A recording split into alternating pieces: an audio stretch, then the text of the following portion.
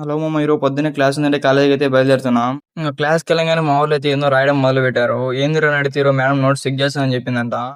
నేను నమ్మను. నమ్మద్దురా అడుగు తిరు. ఇంకా ఎవరి పనులు వాళ్ళు ఉంటే మా వాడైతే చూడండి మా ప్రాజెక్ట్ ఆడుకుంటున్నాడు ఫోన్ కనెక్ట్ చేసుకుని. ఇంకా క్లాస్ అవ్వగానే మా ఊరైతే అటెండెన్స్ కోసం వెళ్ళారు. ఇంకా నేనైతే 6th బ్లాక్ లో క్లాస్ ఖాళీగా ఉందంటే ఇంకా అక్కడికి వెళ్ళాను రాసుకుందామని.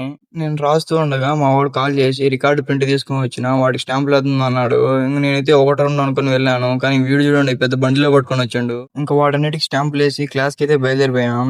క్లాస్కి వెళ్ళగానే మా మెంటర్ అయితే మెసేజ్ చేసింది ఈరోజు మెంటర్ మీటింగ్ ఉందని. ఇంకా మా మేడం క్లాస్ లోకి రాగానే ఈరోజు క్లాస్ లేదు, అటెండెన్స్ చేసుకుని పంపిస్తా, అందరం మెంటర్ మీటింగ్ కి అటెండ్ అవ్వండి అని చెప్పింది. క్లాస్ లేదనగానే మా వాళ్ళు అయితే ఆగడంలే.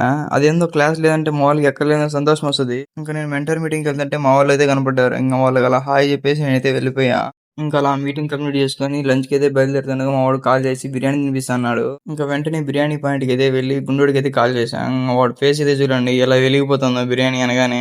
ఇంకా మేమైతే 3 దమ్ బిర్యానీ 2 పెప్సీ అయితే ఆర్డర్ ఇచ్చాం. బిర్యానీ అయితే బాగానే ఉంది మామ, పర్లేదు. ఇంకా బిల్లు కట్టి బయటికి రాగానే మా వాడైతే కాల్ చేసి జిరాక్స్ ఏమో మర్చిపోయినంట. ఇంకా మళ్ళీ అవి జిరాక్స్ తీసుకొని అయితే కాలేజీకి బయలుదేరా. ఇంకా ల్యాబ్కి వెళ్ళంగానే మా వాళ్ళు అయితే ఎప్పుడు ఫ్యాన్ వేసుకొని కూర్చున్నారు. ఇంకా నేను కూడా వాళ్ళతో పాటు జాయిన్ అయిపోయా.